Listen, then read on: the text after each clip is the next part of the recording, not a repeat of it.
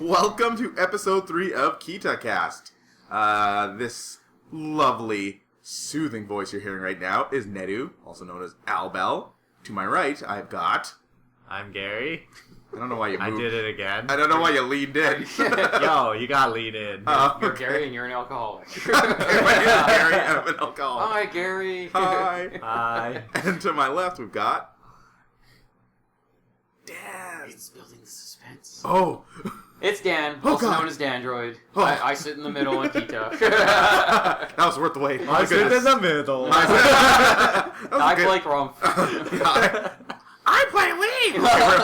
God, we're not doing that. I'm that crazy O2 bitch. Man, that got dark. Yeah, we're glad we're done with her. Yeah. Oh my goodness. Okay, so... Oh no, we do the Oh, time yeah, there. that's Don't worry right. about Yeah, it. okay. So we don't need garbage like that. Why don't you tell the lovely people out there what we're talking about today? All right, maybe I will, Dan. Maybe I will. Or maybe you won't. So maybe we'll see. Keep on suspense. That's how you keep them hanging on. I like this. So this week we are kind of going to gab a little bit about comic book movies. Yeah, I guess there's been a lot obviously coming out for the last little while, and there's quite a bit coming out in the future. I mean, I don't know if you guys have seen that, that list that came out a little while ago. Yeah, the chart that came out with all the comic-related movies. Well, they even gave it a name, didn't they? It was like Phase 2 or something, or well, that's Marvel's. Like Okay. that's Superhero Marvel's. Yeah. God. Yeah.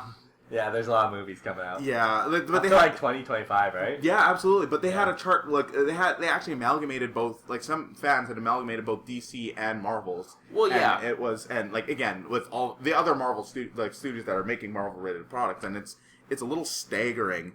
Like I saw that and I was getting a little oh, I'm feeling a little lightheaded. Superhero supercharged. Yeah, it wasn't exactly a good feeling either necessarily, but But there's a lot that I'm still excited for and things that I'm interested in. I feel like superhero movies right now are kind of like the westerns of old, where they got really popular and then the bubble's going to burst. Well, at some point. I mean, you got to admit it's a good time to be a comic nerd and a comic book fan and stuff like that in general. Because even though a lot of these movies don't end up being exactly like the comic book or exactly like the book or whatever, it's they still do a really good job with most of them, or at least more recent ones. Because I mean, when the Avengers came out, I think that was the one that hit the home run. That was or Iron Man was another big one. Yeah. And when you watch those, I mean, when people who are writing these movies watch those, they're like, oh, that's how you make a good superhero movie.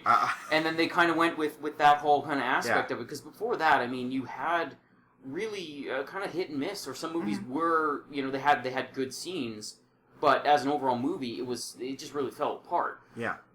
No, absolutely. I think they've kind of captured a bit of a formula, and the bad thing is that they do become somewhat formulaic, but they're still entertaining films for the most part. And of course, that's the Marvel Studios has their way of doing things. And again, those movies tend to be pretty samey, but they're still fun to watch. And then you've got stuff like Fantastic Four, which clearly missed the boat on certain things. What Fantastic Four movie? They missed the boat and they drowned. Yeah. Oh man, those guys. Like, I mean. I've never been a fan of Fantastic Four, not just the movies, but I've always hated them as comic book characters, too, even when I was a kid.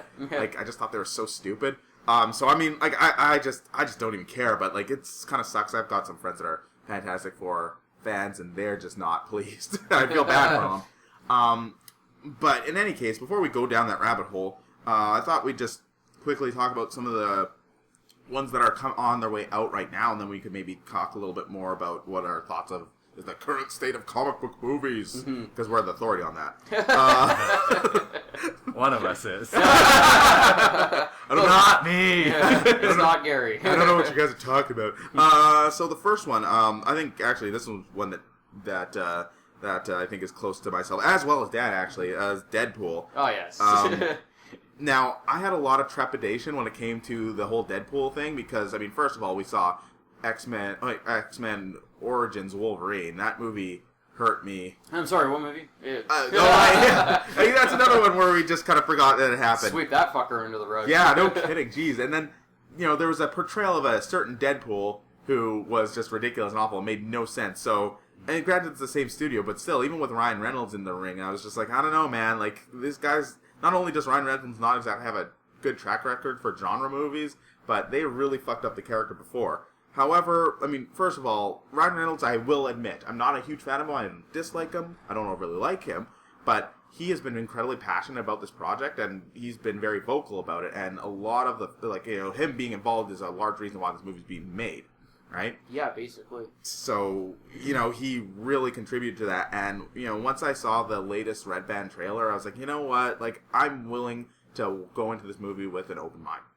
And I think that's kind of what they were hoping for, too. So there's a lot of people who, in the general public, like the people that don't typically even read comic books at all. Like, they still got hooked by the Avengers and Iron Man and Thor and, like, all those because they were big budget, big flashy movies and everything like that. And that's kind of Deadpool's going to be a bit of a double-edged sword when it comes to that because he's obviously looks great in the trailer. They nailed the costume, they nailed the character, they nailed just the action. They look like they really, really got the hang of it. Now, the part I'm kind of scared for is that even though a fan like myself is just like, fuck yes, this looks awesome, it looks like they nailed it, there's going to be a lot of other people out there that are going to basically be like, oh, awesome, is this going to be like Ant-Man or Iron Man or like Thor or something? And it's like, don't take your kids. You're not going to get your kids into this one because, they call him Merc with a mouth for a reason. So, and he shares this twisted sense of humor, and it's just this over the top. It's like almost like an ultra violence at points. And if you liked Kick-Ass, this is more of your type of movie. Yeah. If you like something more like Ant-Man, not so much. Well, it's hard to write Deadpool for a more mainstream audience because he's so third wall breaking and fourth wall. Yes, fourth. Yeah, sorry. All sorts of wall breaking. He breaks every wall. Breaks all those fucking walls.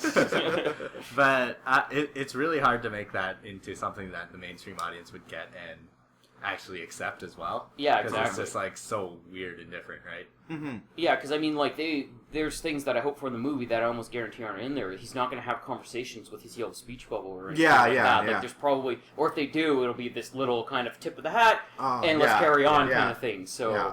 Oh my god, for that, like, my dream would be if, like, Nolan North voiced, like, a stupid, weird, staunch British voice that's in his head. Yeah. That would be great. Like, that'd be such a good nod to, like, Nolan North has voiced him in the game and in the various cartoons that he showed up. Yeah. So.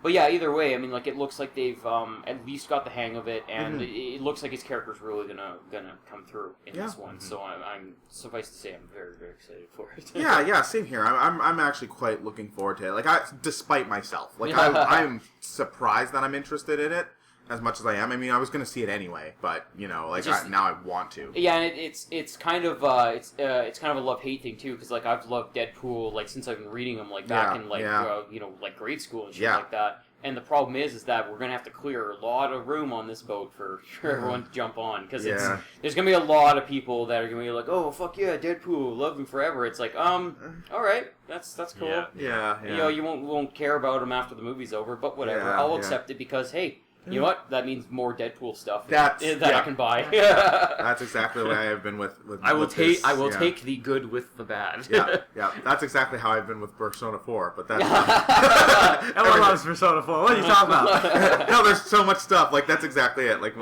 things get popular and there's tons of stuff in it. So it's like I liked it. I'm like I liked it years ago. I'm like, you know what? I'm okay with this. And yeah, like I mean, for me, Deadpool, my relationship with the character has been like so on and off. It's very much like Wolverine. Where it's just like I've loved the character for such a long time, but then they got super popular, which is fine. However, it's just I read so many stories with the character that there were so many that were just terrible. Well, I mean, and the problem with that fact too is that you kind of get the Hollywood suits in on it at that point too, and they're just like, oh, this Wolverine guy, he's like super hot right now. Let's just make everything of him. So let's give him his own movie, and they even made a new. Well, I guess at the time it was a new X-Men cartoon, but it was Wolverine and the X-Men. It's like, guys, take it down a notch. Yeah. Wolverine was never the leader of the X-Men. Maybe in some alternate universe or something like that. That probably happened. Not one that I read, though. He was just part of the X-Men. So he was always one of the most popular. He absolutely has been. Yeah, like he's a badass and he's got claws and like he can heal and shit. Like he was the teacher for he was the head of the school for a while. But then anyway, that's going down a rabbit hole that I actually don't even want to go down. So anyway, sidebar it. Yeah, sidebar. But it just goes to show how kind of empty and money ridden it was. It was just basically it's like this Wolverine guy's hot right now. Let's just put him in the spotlight. Kids love him and just kind of go with it. So yeah. it's unfortunate that they had to do that, but again, it made more Wolverine products for the people who are huge fans of Wolverine. Yeah. And it's not always a bad thing. I heard the game was pretty good. Yeah, the Wolverine game was very good. Yeah, my older brother loves that game. He's like, this game just replaces the movie in my mind. I'm like, fair enough. It straight up does. Like, it takes some notes from the movie, with a really shitty boss fight at the end, which is from the movie, obviously. But other than that, it was a really well done movie, and movie tie-in games usually are shit. Yeah. Like, has anyone ever played Iron Man 2? Oh god. Oh god, yeah. It's not even. That's like on par with like Superman 64. Like, it was horrible. Oh my god. But the Wolverine game was actually quite well done. That's cool. All right. The next movie, Suicide Squad. Now this one is kind of interesting to me. I've never been a huge Suicide Squad fan, but I think this movie is interesting because I think they're taking a chance. I don't think it's like, super risky or anything, but they're taking a chance on a bunch of slightly, lesser known characters. And also I'm a huge fan of like the ensemble group of villains that aren't really the heavy hitters, right? So, and I thought that, it's that movie itself was kind of a huge question mark until they really showed the trailer, until you kind of saw the characters in costume and kind of moving around, stuff like that. And I think it looks okay. I talked a little bit about this in like one of my videos, but it looks like they're going for a specific tone. It looks like it's very much in tune with Batman v Superman as far as like the tone in the universe goes, which may be a good thing, hopefully. But it's weird. Like when I watched the trailer, okay, I'm gonna just put this out there. Sure. I knew almost nothing about Suicide Squad before it was announced. Basically, when it was announced and people started losing their minds over it, I was like, okay, what is this? I need to read about this. So sure enough, did my little research and everything, did some reading on it, and it's like, okay, that's actually kind of a cool concept and everything like that. But and then so I was like, okay, I'll wait for the trailer to kind of scope it out and stuff like that because it's kind of a cool idea. And I watched the trailer and I was like, okay, this seems like it's a very strange mix. Like it's very Nolan-esque, yet it seems like they're going for almost like a hint of dark comedy or wackiness in it almost. Yes. And I think that's through the fact that you're dealing with kind of almost the B-list villains for the most part. I mean, obviously Joker's in it, not B-list at all, or Harley Quinn. But, I mean, for the rest of them, Deadshot's about the only other guy I've really heard of in that universe. Everyone else was basically, I actually had to go out of my way to read about them, or it was like, oh, I remember that guy from like one episode of Batman, like way back in the 90s or something. That was about it. So, it's kind of cool that they're bringing some of those characters to light. But I also hope that they, I guess, strike the right balance of either go full Nolan or make the movie just not take itself too seriously and have some fun with it. No, that's my biggest worry with this one is that it'll take itself too seriously because again the DC and their whole no jokes policy kind of thing that worries me because I mean characters like Harley Quinn are just off the wall wacky and. It's a dark kind of, depending on the way she's being portrayed, it can be really dark or really funny, or even a combination of both, right? I would love it if they were able to strike that balance, because Harley Quinn is a very tragic character, but she's also hilarious and terrifying. I want to see that portrayed. But, again, it's kind of up in the air whether we'll see. And then, of course, I also worry that it'll become the Batman and Joker show, because they're both in the movie. Yeah. I feel like they may take the spotlight quite a bit. I mean, it's great that they're there, but I'm just really hoping that it doesn't become just about them in the end, because that's kind of my biggest fear. That's probably the biggest issue, though, because, once people saw Suicide Squad, they're like, oh, look at Joker, and that was, the big story that came out of the Suicide Squad trailer, right? Yeah, that's true. So it's, almost like they're becoming the center of attention already before the movie's even out. But, I mean, it's, DC is trying to do what Marvel's doing, where they're trying to intertwine a lot of their movies. So, it's already been shown that on set they had Ben Affleck in his Batsuit. They've had the Batmobile there. Yeah. You've seen pictures of them fighting each other and stuff like that. It's there. It's official. It's happening. But, I really hope that it doesn't take away from, what the movie's about, really. It's but it's hard to put a scene in without it feeling kind of shoehorned in if you have, the Joker fighting Batman or something like that. It's like, how do you do that, but also not take away from everything else that's happening? And I really hope that they're going to be smart on how they write that part. Yeah. But I just had a quick thing about when you were talking about DC. They seem to have almost a no jokes policy for their movies. Yeah. It's interesting because their movies have such a serious tone all the time. Yeah. But their shows are ridiculous. Oh, yeah. Like Arrow and Flash and stuff. And what's the new one that's coming? Like the group of the heroes is something of tomorrow, like the. Legends of Tomorrow. Yeah, Legends of Tomorrow. So basically, like you look at that stuff, and it's they're almost to like a campy level in some of those things, really. Well, I would say, like, as somebody who's watched, like, I mean, Legend of Tomorrow isn't out yet, but I've watched all of Arrow and all of Flash. Flash definitely has a very, like, a lot of levity to it. Like, it's very tonally light. There's some dark stuff for sure, but it's very light and it's very funny. Like, I actually like that show. It's not great, but it's amusing. Mm-hmm. And Arrow... I mean, it's a little CW serious, but it's pretty angsty. That one's not quite as many jokes, but... That's the problem I've always had with those ones, because I tried to watch Arrow and I tried to watch Flash, and it's just like, this is just too CW for me. Yeah. It's kind of bad that they've almost come to that connotation, but it's that's what it is. I mean, when I watch a show, it's instant, it's like, oh, this is so... I can't watch this. It's it feels like a teen drama to me almost. I can't blame you for that. My younger brother is the same way, and I would never try to like convince you guys otherwise to watch it, because I don't think that you guys would enjoy it based on that. And it's hard for me to watch it with those aspects, but I just really enjoy the overall storylines, because I think they do a good job of integrating the comic book universe into that world without being ashamed of it. Yeah. And that's just my biggest worry with these movies, because when you see, even with like Dark Knight, like Nolan Batman movies, and with Man of Steel, it's almost like they're ashamed of the fact they're superheroes at times. Like that drives me nuts, and I'm worried about that with these following movies. Mm-hmm. And at least with those shows, they embrace that, but I want them, like, I can just see them having, like, very scientific reasons for everything, rather than, like, no, this is just weird and they're superheroes. Don't worry about it. It's like, oh, it's alien stuff. Like, don't worry about it. That's what they should be saying. Yeah. Like, don't worry about it. It's alien stuff. Yeah, exactly. Alien magic. Exactly. Alien magic. They did it. And then Batman v Superman. It's a good kind of segue into that. So what's your feelings on that? I don't know, man. Like... I feel exasperated whenever I think about this movie, for a couple of reasons. I mean, first of all, Batman v Superman, Dawn of Justice, like, they're really beating down the door in an attempt to get to that shared universe really quickly, which, again, Marvel did over years. Mm-hmm. They're doing it as fast as they can, and I understand, but it seems almost rushed, especially because they're throwing in a bunch of other characters in this, too. Like, Wonder Woman deserves her own movie, but she's kind of going to be in there, and I'm sure they're going to make a Wonder Woman I think I honestly... I thought there was one coming. There is supposed to be one coming, but they're still kind of writing her in. The thing is I've kind of gone back and I've taken a look at this, and I almost think Wonder Woman does need almost like a soft intro, a little like that, because I like how Marvel did that with a lot of their characters. It's just kind of they either teased them or they had them in for like a fight scene or something like that. And it was really cool how they did that, and I think Wonder Woman almost kind of would benefit from that, really, because I think we're almost in that time period now where we're into these comic book movies so deep that we don't always need an origin story every time now. Mm-hmm.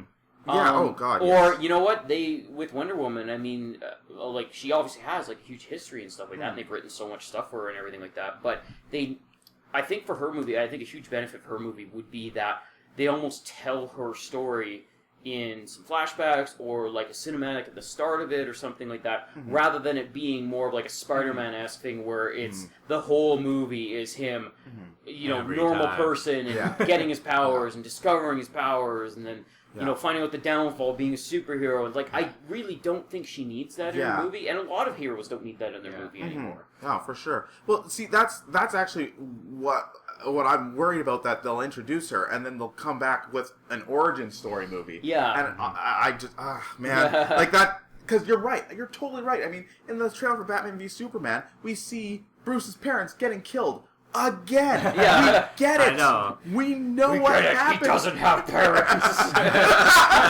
His parents are dead. Yeah, no the thing kidding. is, they're so well known at this point, where like everyone knows what happens with Spider-Man, and everyone knows what happens with Batman, and it's just like no one needs to see that anymore. No. Now, granted, Wonder Woman has never really had easy time Wonder Woman in I TV could shows see or having movies. an origin, But you know what? Give us a little taste of what happened, like where she came from. Like, a lot of people don't even know she's like this, Amazonian warrior, Amazoness. and like and all that kind of stuff. Like, there's a lot of people who think she's just like a female Superman, and that's not quite true. She has a lot of super strength, and she's got a whip, and it makes her tell the truth. Yeah, so I hope they it's one thing to give a nod to that stuff, but I really hope they do a good job with her, because it would be kind of cool to have see her actually have some time in the limelight, especially because she is going to be such a huge part of Justice League. Oh yeah, she's one of the main characters in it. So absolutely. So yeah, it'd be cool to see. But yeah, overall, I mean, as far as that movie goes, like Batman vs Superman or Superman vs Batman, whichever.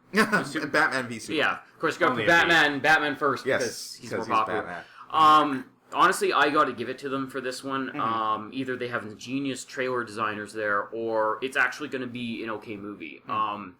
The first reboot Superman, I guess.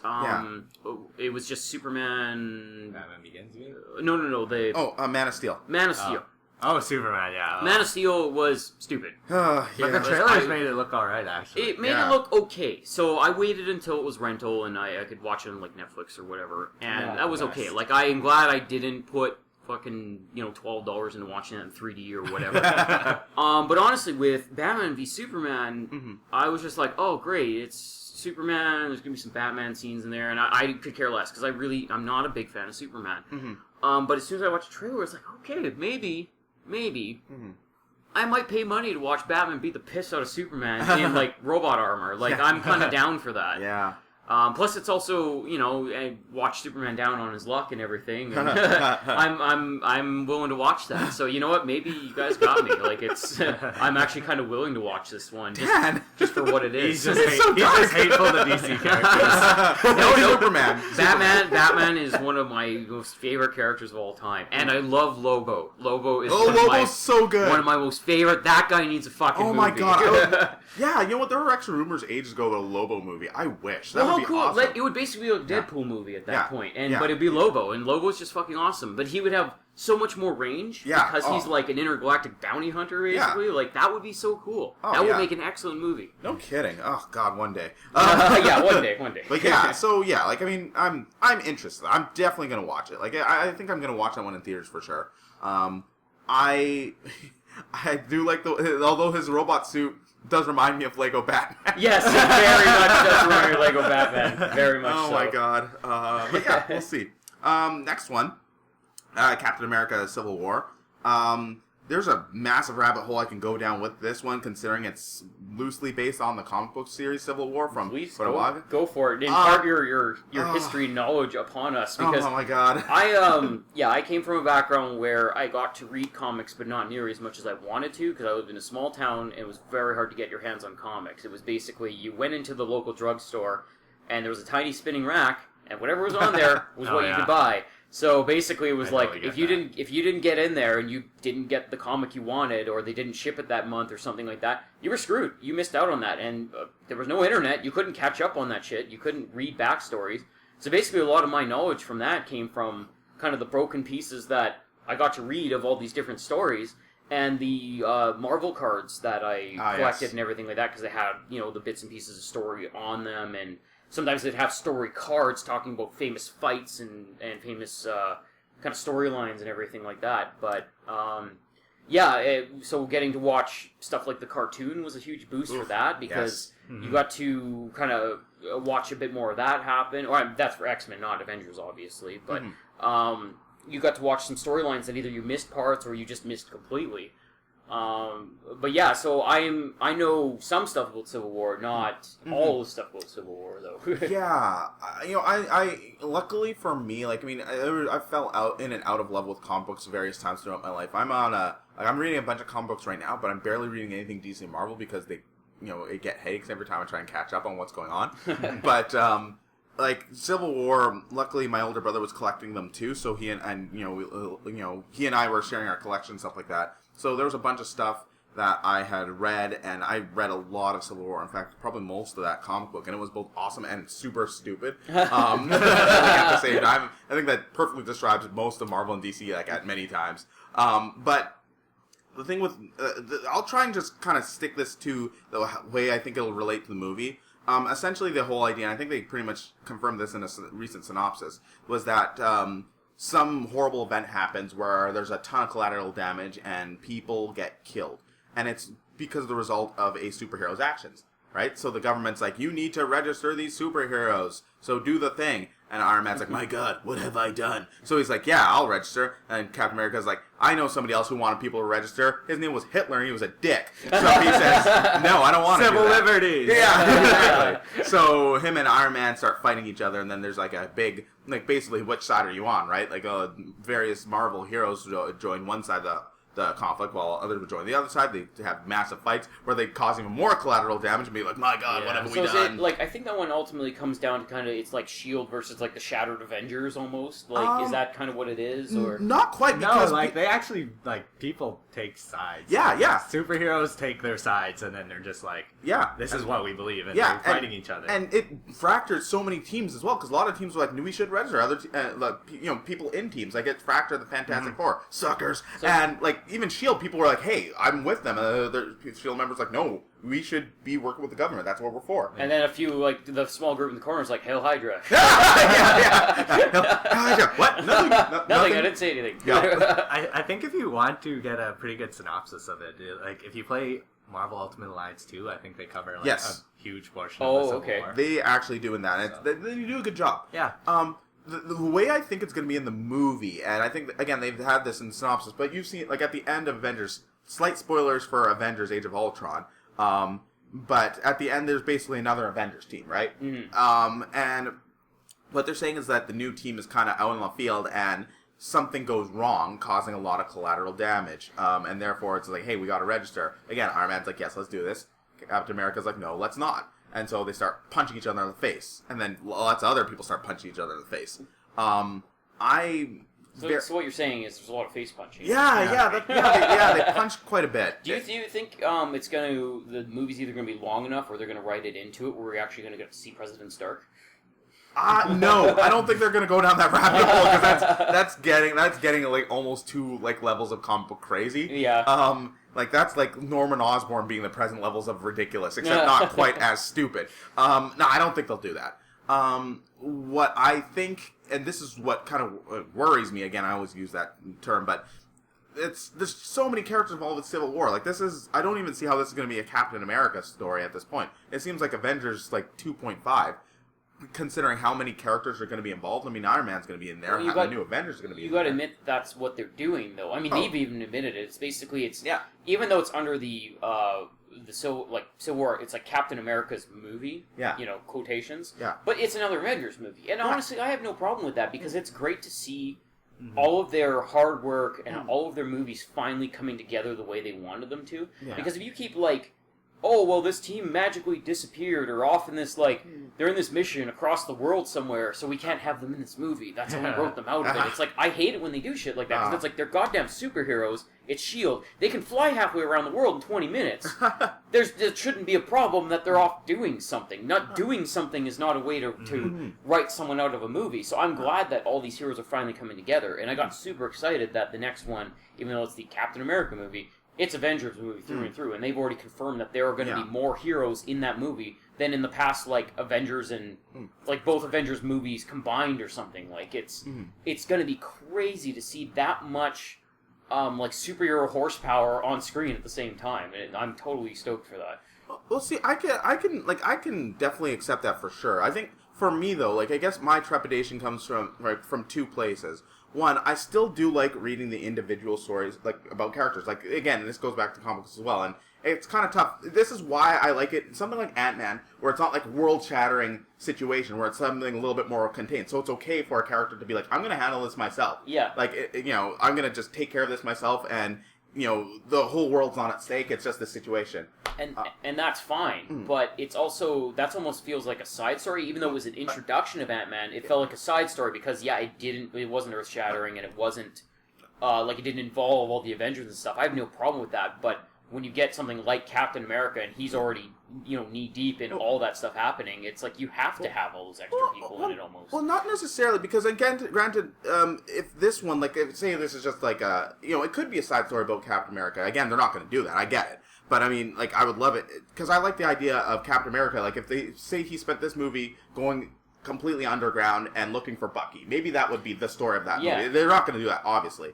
But that's part of the story. But, like, if that was, like, most of the movie, him doing, like, a bunch of underground stuff, in that case, it would make sense for Captain America not exploding like, giant buildings and stuff like that, right? That would be cool. But again, I understand they're not going to do that. Obviously, they want to use those big budget characters for big budget movies. It's a bit of a downfall of just being like the Hollywood machine kind of thing. Exactly. Because if if these guys didn't command $10 million to make this, or I mean for an actor to make like this movie, because I'm going to portray Captain America, so I've got to get this big cut of it and everything. And if they didn't do that, we could have stuff like that, because you could have an Avengers movie, you could have a Captain America movie, you could have an Ant-Man movie, you could have a Thor movie. You could have all those in the same year, or maybe 2 years apart, and they could be side stories, and you could have those interesting kind of side stories, but the problem is they cost way too much money to make, because you're kind of looking at territory where right now, it's like if you go to like Walmart and you look in the $5 bin, and they have all those like B-list movies kind of thing.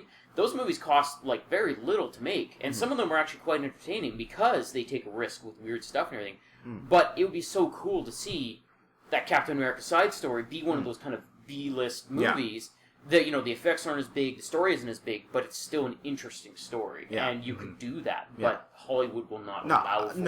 Of course not. Like, again, like, this is like pie in the sky kind of talk with that kind of storyline that I was talking about, and like, that makes perfect sense. They're not going to do that, and again, like, it's just one thing that I feel like I'm going to start missing that, because I really like the Captain America and Winter Soldier. I really like the focus on the Captain America, Black Widow, and Nick Fury, right? Like, I love that small focus, even though, again, at the end of the movie, they're exploding all kinds of crap.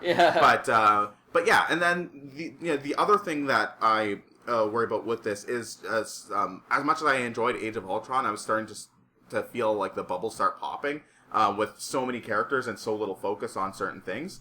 I'm gonna start like that. My worry again is like with all these comic book characters starting to just be in the same world as each other all the time, is that we'll start getting a lot less interesting character moments or interesting character development.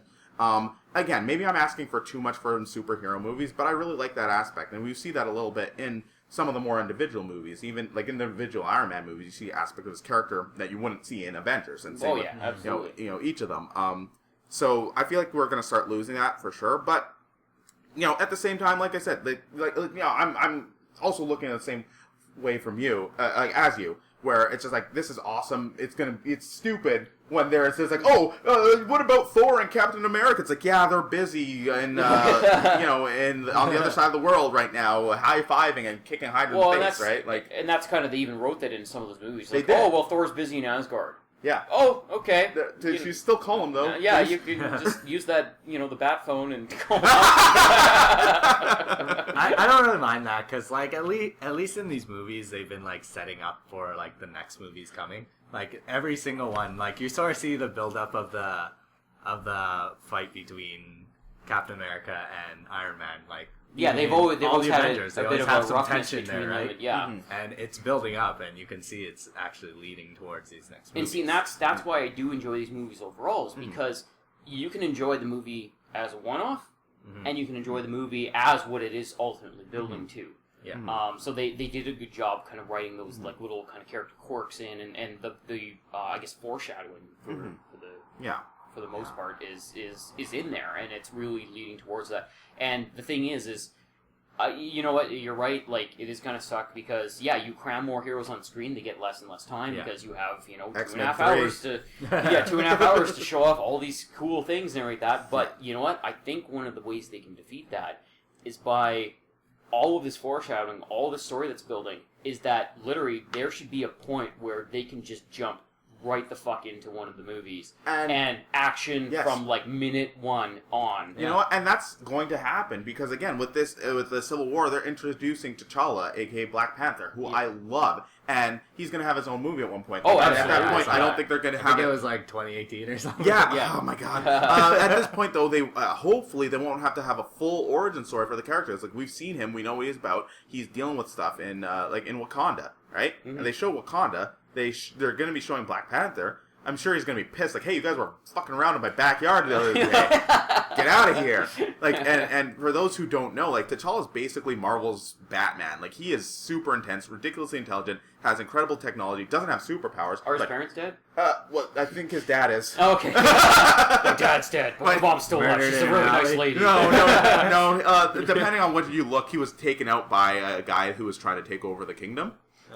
But yeah, anyway, so you know what? There's all kinds of ups and downs to this as far as I'm concerned. But I mean, I'm gonna keep watching them, and I'm pretty confident that they'll keep doing a good job. Like, I will admit, with Age of Ultron, I was starting to feel like the bubble was popping, especially because I feel like that one, more than any other Marvel movie, is hard to enjoy without any context of anything, because, like, I had friends that were like, what is going on with this film? I don't actually know. I felt like I was starting to get to the point where it's like, you know, where you read old comic books and you see an asterisk and saying, like, oh, read Iron Man issue 15 on panel 5 where they talk about this.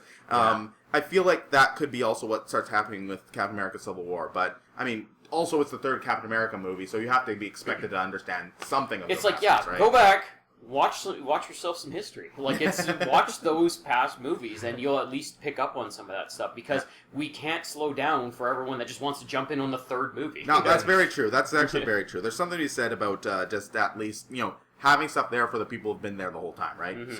Last movie we're going to talk about specifically before we kind of, you know, start talking about what we're thinking of comic book movies in general. The future and stuff like that. Yeah. So X-Men Apocalypse. This one is weird. Like, I've had such a weird relationship with X-Men movies, especially, and they have a weird relationship with public interest as well. Yeah. Because they get really good, then they get fucking terrible, then they get kind of good, then they get good again. Like, there's kind of a... It's like, what are you? Tell me! Why are you like this? Like, and, you know, even though I wasn't super crazy about Days of Future Past, but I still thought it was a good movie, and I liked First Class. And I think, you know, people are excited about X-Men movies again, and people are really excited about Apocalypse.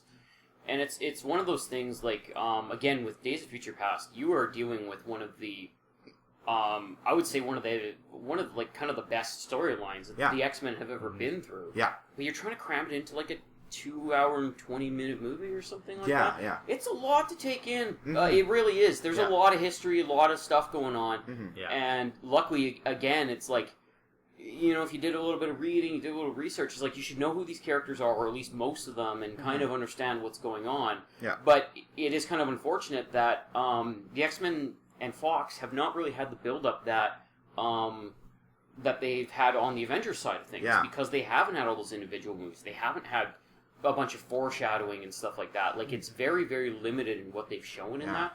And so I feel like people do have to do a bit of reading and a bit of research before they go to see a movie like that to really, really appreciate what the whole movie's about. Yeah.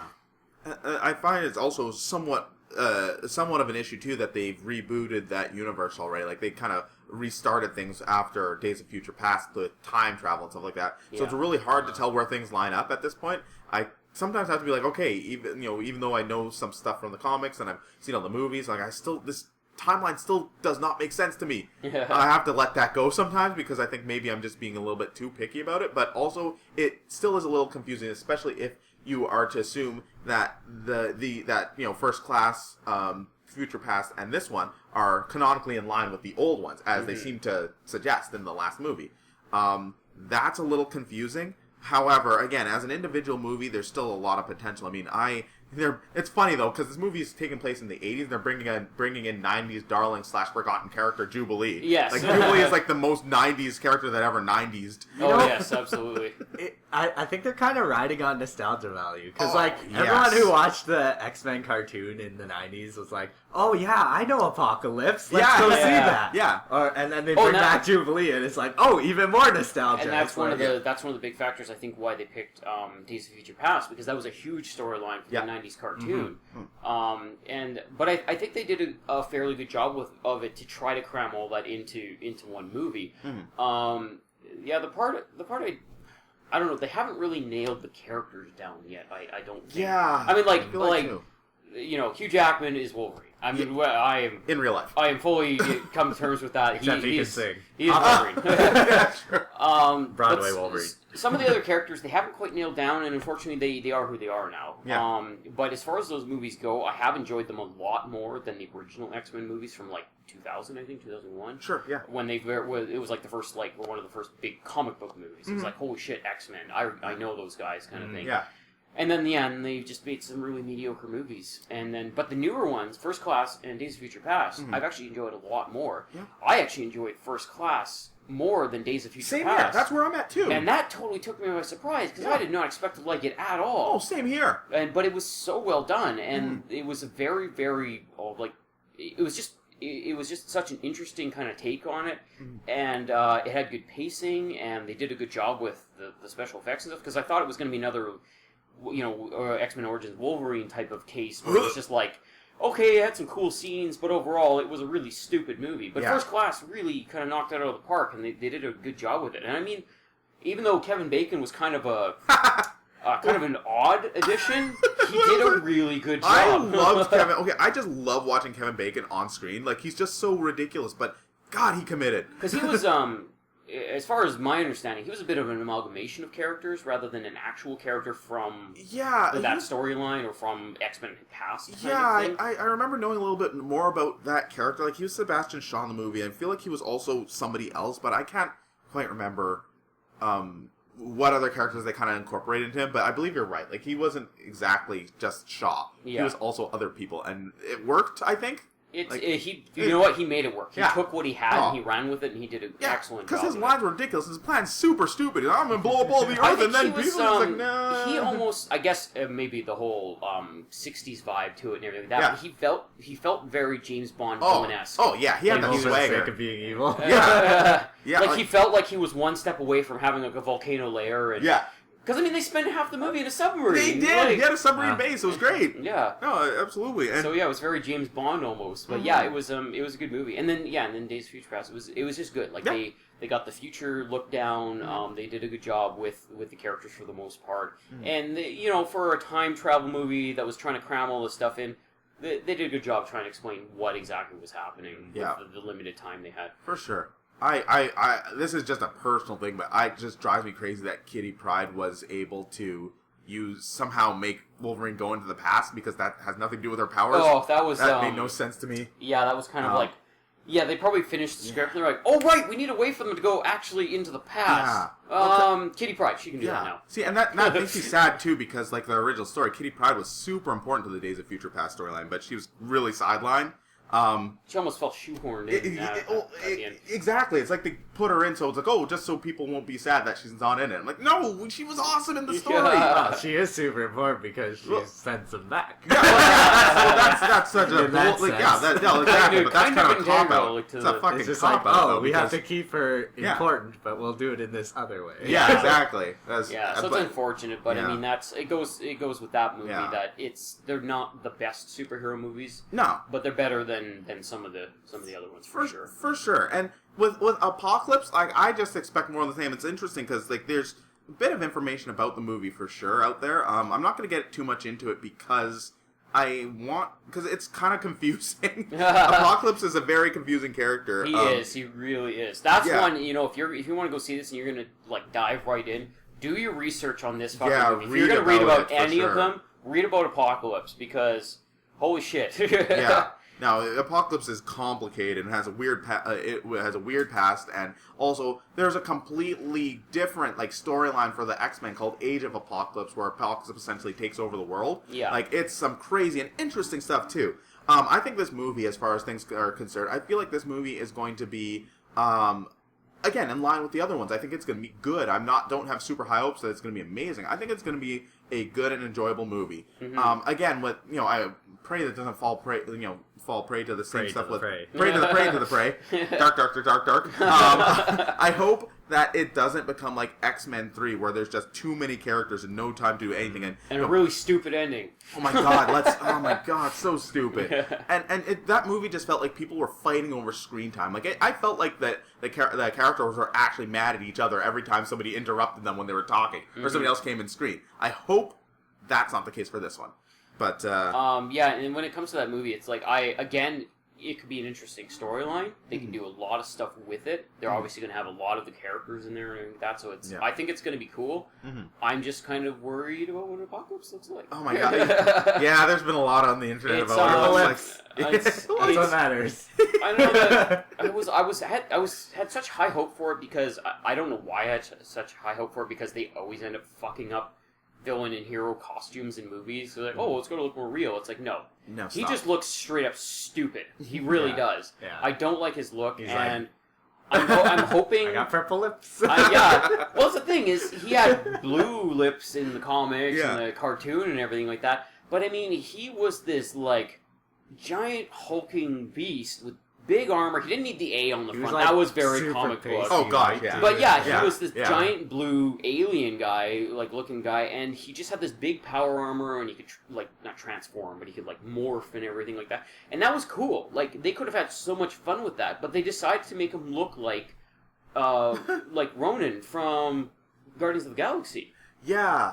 He looks very much like that. If you put a hood on him and put a hammer in his hand, he would look exactly like him. Yeah, which is kind of disappointing because, again, Ronan looks really similar to what he does in the comic books. Yeah, but that's the thing is they nailed that one. That's exactly what's pissing me off. Yeah. I'm just like, what are you doing? If you're don't make him look like, oh, we've seen another blue imposing guy in the theaters. We'll make him look like that. It's like they repurposed one of his costumes or something like that, and they just painted it purple. I didn't even know they had the image out yet. Oh yeah. Well, there's an image with him and he's with Olivia Munn and another person, and they've got a lot of people saying he looks like that dude from the Power Rangers movie. Yeah, it's Ivan Ooze. Ivan Ooze, there you go. Yeah, he kind of does, and it's funny because it's like they have the other picture where they have the picture of Apocalypse from the actual movie, and then they have 3 other cosplayers next to him, like in other pictures next to him, and the other 3 are not only almost movie quality. They look fucking awesome compared to the design that they went with, and it's really unfortunate. I think, and of course, I think they're just a little too deep into it that they can go back and change it now. I would almost hope they could, but I don't think it's going to happen.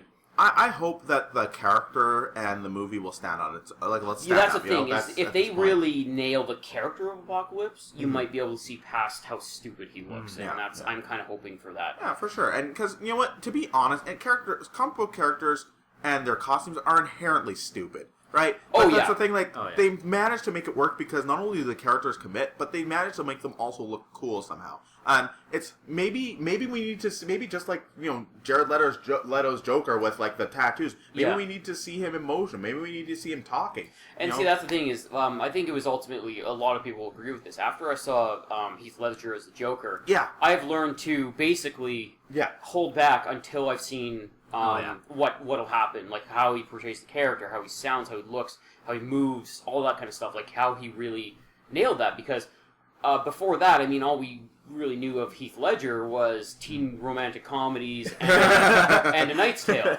And that's what a lot of us were going off of, and it was kind of a dick move, but he really nailed it. And that's why, even though Jared Leto, he or Leto, I don't know, however you want to fucking pronounce his name, we've seen very, very short skits of it, very, very short bits of it. So it's at this point that I'm just I'll hold back, I'll wait to see what he does with it, because even though he may not be my Joker, he might fit in the realm of the movie. And that is okay. That's as long as he's in the vibe of the movie, that's one of the most important parts. Yeah, absolutely. So yeah, he might take it and run with it and do a really good job of it. So I'm willing to put up with the kind of weird costume design that they gave him, and see what he does with it. No, absolutely. Okay, so I kind of want to talk about this first. Maybe if we have more time, we can go back to this, because we already talked a little bit about our thoughts on kind of the current state of comic movies and this and that. Yeah. So I think, and this doesn't even necessarily have to be comic books, but I want to hear from you guys, what you would like to see portrayed in movies or even TV, as far as comic book characters or characters that kind of fit into this weird genre realm. I have a couple ideas if you guys need a second to think about it. No, I got mine basically ready to go. Yeah, sure. There's a interesting thing that I just saw the other day, and I really got excited about it, actually. There's I believe it was a petition going around, and probably just a lot of people just kind of chiming in on it. There's a petition going around that they want Ronda Rousey to play Miss Marvel in the new movie. And I thought, holy shit, that would be awesome. Because she is I think that ultimately after we've seen her kind of nerd cred and how she kicks ass in the ring and stuff like that, I couldn't think of a better person to portray Miss Marvel. I think that would be fucking awesome. I would absolutely love to see that. She's got a great look. She could definitely nail that character. Yeah. Absolutely. So suffice to say, I got really excited about that. So I'm hoping that ultimately goes somewhere. The only problem with that is that I don't know if they actually have a Miss Marvel movie like on that list of things or they not. do. They do? Okay, yeah. so I would say she definitely has a chance at it then. Because again, she has the look, she has the build for it. I think. I just hope she's a good actress. Well, that's the thing. Is obviously they have to work on that a little because she's a fighter. Some, she's not an actress, so that's fine. I mean, that she has time to do that, and I think that would be really cool to see that. And then one of the other things I was actually talking to Nadu about it a couple weeks ago is I have not personally read this comic book yet, but I am totally excited to read it because I've heard it's nothing but fun the whole time. Hawkeye. Oh, his I love standalone comic. Yes. How cool would it be from even the little bits that I've read? How cool would it be to get him on Netflix? Oh my god! Like a Daredevil style, like kind of a little more lighthearted, like the comic and stuff like that. But that more simplistic, single-eyed storyline of Hawkeye. Yeah. From what I've seen of it, I think I couldn't think of a better character to give his own show to now. Yeah. Like that would be absolutely awesome to see that. Yeah, I agree with you on that, Dan, 100%. I love, I didn't finish reading that series, but I read a lot of it, and it is so good and so funny and so spot on. I told you this, I'm just going to spoil a small scene from the comic, but there's basically a situation where they're fighting a bunch of AIM soldiers, right? He's with, with Iron Man and Wolverine and Spider-Man, and one of the AIM soldiers throws a grenade and explodes, and Hawkeye gets knocked out. And he wakes up at the end of the fight, he's like, oh, Jesus, what happened? We're over. You need a hospital? So this, oh, God, I'm unpaid. It's so funny, because he just is the butt of so many jokes, but he takes it in stride. And he's just, it's just him, basically when he's not fighting with Avengers and when he is. It's just hilarious stuff. And it's so well written. And just like Daredevil, he's in that universe where it's basically you could have a hero or a villain kind of just drop in and drop out, and it wouldn't be any different because it would be like the comic, because you have a bit of those higher end parts and then you have the lower end parts where he's just literally he's just kind of a super agent and he's just going to do his own thing. Yes. So I couldn't think of anyone better for that type of show, that style of show, and that would be really cool to see. I love that. Yeah, so that's kind of my take on it. Yeah, I don't know. If there's anything else I quickly think of while the other guys are talking, I'll chime in. But, sure. Yeah. I don't really have anything except I'm curious to see what Marvel is going to do with Spider-Man now that they can use it. Oh, absolutely. That's true. They probably won't make Spider-Man movies because I don't think they actually have I don't think they'd actually be allowed to. But I'd like to see how he gets put into sure Avengers and things like that. They just kind of tuck him in a few of the movies. Shows up hey, what's up? Oh, he's Spider-Man. They all act like they've known him. He's been there the entire time. It's sure. Yeah. No, that's totally fair. I'm very curious about that too. And they're making him a younger person, he's going to be teenage Spider-Man. That'll be nice. That'll be interesting. Well, that's the embodiment of that character too. He's young and flexible and witty and all that kind of stuff like that. It's you don't want old man Spider-Man. Nobody wants to. No. Oh God, Spider-Man. Anyway, there's some good stories about him as an adult, but the best stuff's always been when he was a kid. So, for me, actually, the comic books that I'd like to see that are these ones aren't even Marvel or DC. One comic book that I've been reading for years that I love, this comic book called Chew, which is basically about this agent who, in a strange world where something called the avian flu that was spread through chicken killed off a large population of the world. It's such a bizarre story in a bizarre world, but it's hilarious and dark at the same time. But so that's kind of the world that they live in, and because of that, the FDA gained a lot of power, political power. And this one character, this agent of the FDA named Anthony Chu, has the power to basically get a psychic impression of everything he eats, except for beets for whatever reason. But if he eats an apple, it's I can see the pesticides and stuff like that. I can see where it was picked. And then he eats a hamburger, he can see I can know the things that the cow ate and this and that. And oh my God, it's getting slaughtered! He gets all of that. So he experiences it, or just he knows of it. He experiences the emotions and thoughts as well. So it's horrifying for him to eat stuff like that. So but when he's also a detective with the FDA, so he will actually bite into dead bodies and see a psychic impression of how they died, right? So that's interesting. It's actually really good. I would love to see that as a TV show. Now it's called Chew, right? Yeah. Now I'm almost certain that has been not greenlit per se, but I think it's been picked up that they want to make a show. But I thought it was almost for like PSN, like they did Powers. Yeah, I think that they picked up too. I thought that there have been rumblings. I don't know if they got picked up by PSN like that, and if they did, awesome. But yeah, like because there have been rumblings. Like they've been trying to do this for years. So I want to see that happen, like for real. I think that would be great. That show would really lend itself to long storytelling, like a long form storytelling. Like a movie, I don't think would be good for it. But a TV series would be great. And again, like the action isn't like there's some really crazy stuff that happens for sure. Some stuff that would definitely require some budget. But as far as the early stuff goes, they wouldn't require like Hollywood budget. So I think that one would work well. Another one that I would like to see, and this one, I started reading this comic called Rat Queens recently, which is basically about a group of 4 women who kind of came from various places, and they kind of a group like it's like a fantasy kind of setting. And they're like a guild, essentially, that gets missions and stuff like that. But they're also really shitty people, kind of. Like, they're super shitty to the town they live in. They get drunk and start fights all the time and just have ridiculous parties. And to the point where they get locked in jail. And it's like, oh, in order to get out of jail, you have to do these missions. And they just complain and bitch about it the whole time. So would it be like 4 dwarves almost? Like, is it that kind of like they're surly and they don't give a shit about a lot of stuff? One of them is a dwarf. It's funny because she's also like she points out that she started shaving her beard before it was cool because there's a lot of other female dwarves that don't have beards, and she's like, "Fuck these guys." One of them is a dwarf, and she's actually the most sensible one. One of them is like a halfling type creature. Yeah. She's obsessed with drugs and sex.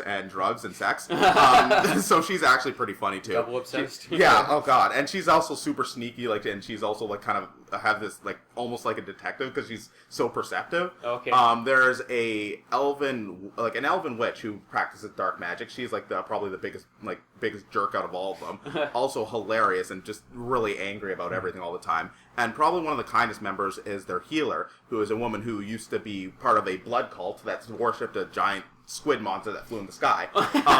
And she kind of broke away from that. But yeah, like it's a really funny, and I would love to see that as like. Is it like a laugh out loud kind of funny? Is it dark humor, or is it? There's a bit of both, depending on what's going on. Like there's parts where like characters die. They're just like, fucking what happened? Like I just got completely swamped by a troll, and they're like laughing about it, even though it's horrible. Okay. But then there's other parts where it's just like something so ridiculous happens, and you just can't help but burst out laughing. Like it really kind of gets all of the various emotions, almost like an Edgar Wright kind of story where it's just like they got humor, violence, and drama, and they wrap them in really well. Cool. So I would love to see that as like either a cartoon. That would have to definitely be like much like an adult cartoon of sorts, or as a movie, because I think that one can actually be turned into a movie. They just take individual storylines from that series and just But those are kind of what I'd like to see. Yeah, that sounds really cool. I actually might want to read a bit of that. I've never heard of it before. Recommended.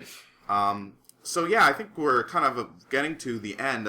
We can quickly kind of go into what we've been playing, unless there's anything else you guys want to talk about. No, it's basically that's about it. It's it's a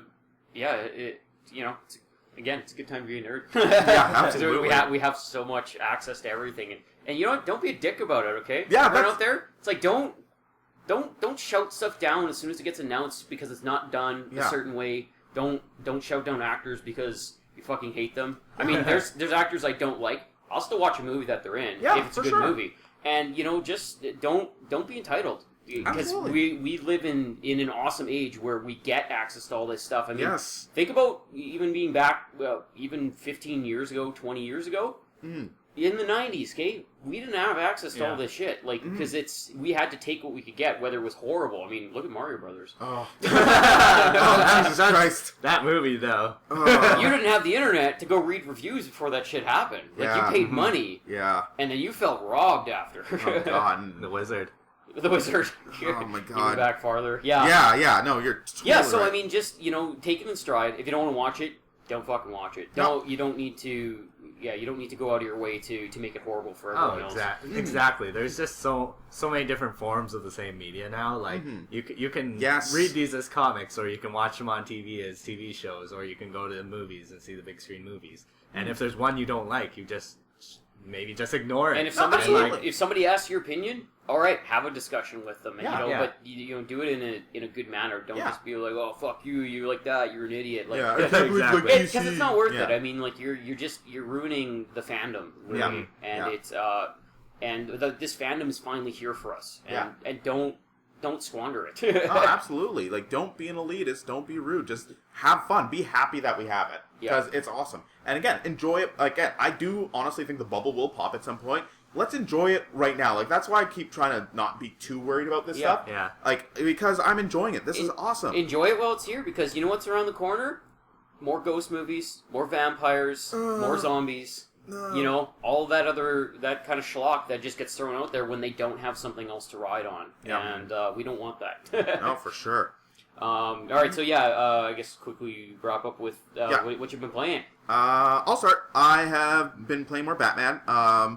There were certain things that happened that were very surprising. It was awesome. In a good way? In a good way. In a good way. I still go by the fact that the Batmobile is a little bit too dependent on, and again, they're just trying to justify its existence. I feel like I wish they didn't push it upon you. Whenever I want it can fly around, I just will. Well, what I hear is that the grapnel shot near the end, it gets so overpowered that you almost turn into like Superman. You can just basically fly. Well, pretty much, exactly. And it's so you don't have to worry about the Batmobile near the end. Well, they kind of force you to use it. I've heard that they force you to use a bunch of story stuff at the end. So, but again, like whatever. I'm still having fun with it. Also went back to Bloodborne. That was been nope. That's actually been murdering me because I've been doing chalice dungeons and they're super easy because I wasn't doing them all. And I went back to the main game. And why don't you finish it and then do chalice dungeons? That's what I'm going to do now because I went back to the main game. I got slaughtered. I'm like, oh fuck! I've been so coddled by these chalices. Yeah, exactly. Lost your skills. You walk up to everyone, you're like, oh, fuck, take this guy and just cut your head off. So I've been going through, actually walking completely through areas that I've already completed just to get that rhythm back. Right. So, and then I'm also just going to hopefully finish up Peace Walker before Metal Gear Solid comes out. So, yeah. You should be able to finish it by then. Oh, yeah. Gary? Nada. Yeah, nada. Yeah, we were talking about this earlier. It's fine that he hasn't been playing games. I've been planning for my trip, so I've been doing a lot of that stuff. Yeah, because it's not like you're on a road trip. Like you need to plan a lot of shit. There's a lot of stuff to look into, like hotels and stuff. So, but I'm excited because the Tokyo Game Show. Yeah, that's really big. In 3 or 4 weeks, I may be playing Dark Souls 3. Yeah. And maybe sneak a little Vine video of it. That's awesome. And then get thrown out of your ass because you're recording. And I kept it pretty simple this week. Still kind of chipping away on Okami. Got to sit down for a couple hours the other day and have some fun with that. And it's still a fucking brilliant game. Of course, been playing Fallout Shelter. Oh god. Eating my time ridiculously. It's got him. But you know what? Yeah, it's you got your hooks in me. It's fun. I mean, I gotta admit it. They made a solid little game. I'm good on them. So it's been fun, and I'm sure I'll get bored of it in another month. So yeah, it's exactly. It's one of those. It's a 3-month game you play for no money. It's fun. It's fun for what it is, and when I get tired of it, you toss it aside. Basically, I have no problem with that. And I got a beta key a couple weeks, or I guess, Jesus Christ, almost a month ago, I think, that I finally got to use this week for Duelist. Which, if you guys haven't seen that, it's like a strategy, like a top-down strategy team versus team type battle. It has these gorgeous, 16-bit kind of characters to it and everything. It feels kind of like a MOBA, I guess, because you have all these little characters that have different kind of abilities and flavors to them and everything like that, but it's almost like a team building thing because you go in and you have these guys, but they're almost like cards because you get them, you draw cards every turn and you have to spend mana to cast them and everything, but they go and it's almost like you have a gridded battleground and they have movement points and attack points and all this kind of stuff. But it's an absolutely gorgeous looking game, and I finally got to dive into it this week, and I got stuck in the tutorial. Because it's tutorials usually, basically, they try to walk you through and tell you how to do something. Well, I got to this one part of the tutorial where it's just okay, here's how you do this one thing, and then on your next turn it's okay, beat this guy in 1 round.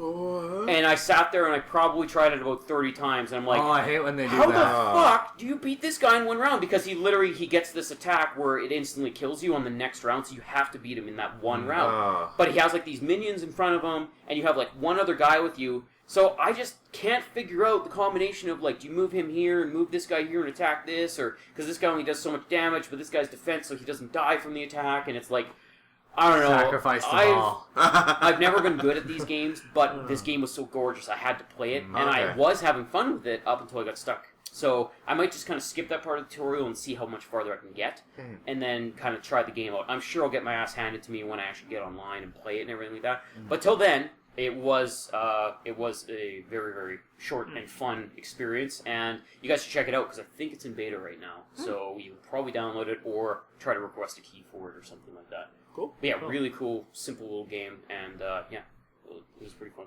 Neat. All right, guys. Well, I think that's it for us. Yeah. So basically, all of the shit that we talked about today. What do you think? Yeah. What are some of your superheroes that you want to see get TV shows, movies, cartoons, video games, and all that jazz? Because there's so many of them out there. Shit, I've never even heard of, like the one that you suggested. Yeah. And yeah, I'm probably gonna go check that out. Yeah. So it'd be awesome to see some comments for that. What you guys think? And yeah, I think till next week. This is Makita Cast, and talk to you later. Oh yeah, and don't forget to like, comment, and subscribe. Kita Cast out. Goodbye. Bye.